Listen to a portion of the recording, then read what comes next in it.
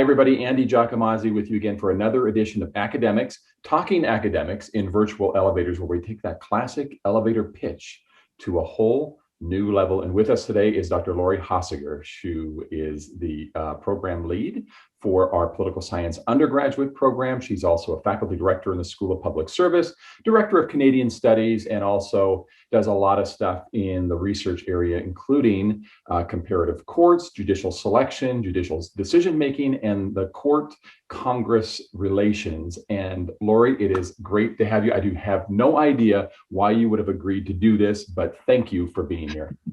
You know how much I love your icebreakers, Andy. I'm Awesome. delighted to be here.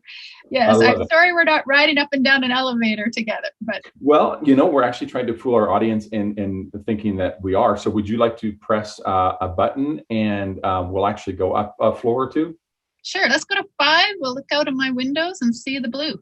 Awesome. Good. And then did you hear that? We'll add the sound effects later in post-production, but just go with the sound effects at this point. And Lori, let me ask you this. We have a couple of questions for you. First of all, the whole why Boise State thing. What makes Boise State a great place to study political science? Well, first I'd say our faculty and students. My colleagues are awesome. They're great in the classroom. They're researching interesting questions. They love our students, and we spend a lot of time trying to help them be successful. And our students are great. They're interesting, they're curious, they're smart. And we have a great community. So everything from our faculty student dinners through to the end at our political science graduation, we have a lot of fun and we learn a lot from each other. And of course, we're in Boise, which is a state capital, and that brings a lot of opportunities for agencies and the legislature, nonprofits, lobbyists, and our public servants and policymakers in Idaho are super generous with their time. They come into our classrooms, they help our students with projects. So it's really, there's a lot of networking possibilities going on too.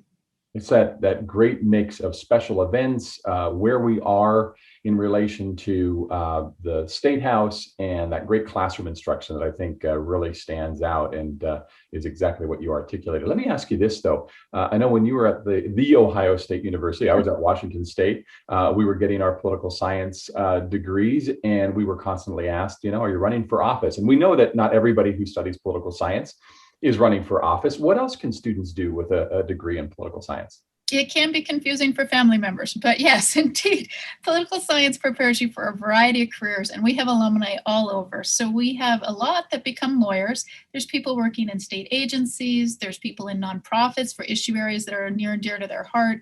We have folks who become lobbyists, campaign managers, people work in corporations, teachers, and of course, we have some legislators actually on both sides of the aisle. So I think the big thing about a political science degree is the number of skills it gives you that allow you to excel in careers across the board.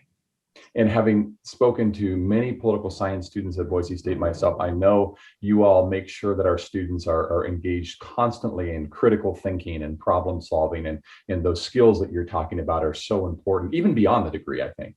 Absolutely. Data literacy, problem solving, communication, things that actually help you with civic engagement, things that help you with public service, be a good member of the community. As you know, things have been very quiet in American political life recently. What are our political science faculty working on to keep them from getting too bored these days? So besides reworking every American politics model ever since the chaos of the last year, our faculty are involved in issues across the board and are a lot of really contemporary problems as well. So there's a lot of folks looking at COVID and the policymaking around it, the public opinion around it in terms of different attitudes, the impact, not just across branches or state, federal, but also across countries. We have people looking at civility in politics, there's democracy, urban and rural identity, public opinion kind of questions. There's constituent representation, military deployment, public health and wellness, and of course, terrorism and issues such as food security and how they relate. So there's just a ton of different issues people are researching, but there's also faculty involved in things like the state survey to help inform policymakers, people that are working on projects for the World Bank. There's lots of folks lending expertise to organizations, and of course, media questions to help community understand the issues of the day. And our faculty are involved in the community. So we have a lot of folks mentoring people as well. Incredible. Never a dull moment in the life of a political scientist, especially these days. One of the things that we talk about too, Lori, as you know, in the school public service is the importance of experiential learning. Maybe you can give us a little bit of a sense of the hands-on learning opportunities for political science students. Sure. We have a long-standing, very successful internship program. Students intern with business or state agencies and the nonprofits, and of course the legislature. We have service learning in several classes, so they work on projects, everything from social media competitions organized by Homeland Security through community development projects around town. We have leadership programs and we have study abroad. So there's lots of opportunities to get a different skill set to help you pass university. So important these days. I know our employers who are ultimately hiring our political science students are constantly talking about those experiences as being very important to their selection process as well. What can our viewers of academics, talking academics and elevators, what can they do to help our students be successful? Well, our students work hard. They are taking a full course load and they're also working off campus. And you and I both know that university is a lot more expensive than it used to be when we were attending. So one of the things I think would be of the biggest help, we're always searching for scholarship opportunities to help these students out and help them be successful. We also, of course, we have students that are interested in a variety of careers, and getting to know what those careers are really about and what the day-to-day is super valuable. So internship opportunities, we're always searching for those.